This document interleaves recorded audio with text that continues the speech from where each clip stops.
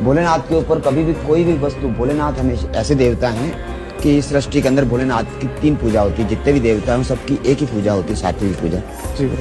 लेकिन भोलेनाथ ऐसे हैं जिनकी 3 पूजा होती है। भोलेनाथ ने सृष्टि को 3 गुणों से रचा, त्रिगुणी सृष्टि है ये, त्रिगुणी माया से सृष्टि रची जी। 3 गुणों से। 3 गुण कौन से? सतोगुण, रजोगुण, तमोगुण।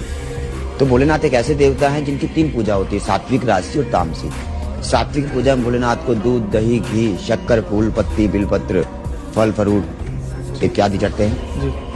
और रजोगुण पूजा के अंदर भोलेनाथ को भांग, धतूरा, गांजा, सुल्फा, सोना, चांदी, राजाशाही पूजा होती है।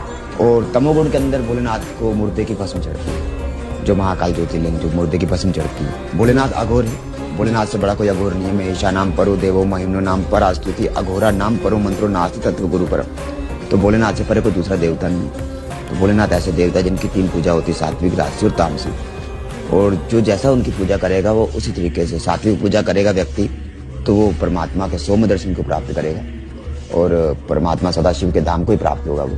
और अगर वो रजोगुण पूजा करता है तो वो राजाशाही पूजा होती है, जिससे वो मनुष्य को धन धान्य से, जमीन से संबंधित कर्म उनके पूर्ण होते हैं। और तमोगुण पूजा के अंदर भोलेनाथ को मुर्दे की भस्म चढ़ती है। तो अगर उसके अंदर वो सम्मिलित होता है, जैसे कि भारत के अंदर कामरू की कामाक्षी, मदुराई की मीनाक्षी, रामेश्वरम की शयन आरती, काशी विश्वनाथ की मंगला आरती और महाकाल की भस्म आरती।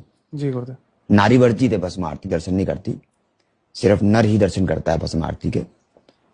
और अगर उस जगह पर नारी भी है तो वहां पर माताराम पर्दा लग कर लेती है। भोलेनाथ क्या है? दिगंबर स्वरूप है ना, क्वचित दिगंबरे मनो विनोद में तो वैसे नहीं। भोलेनाथ दिगंबर स्वरूप है, भोलेनाथ को बबूत रमता है तो भोलेनाथ दिगंबर स्वरूप है। तो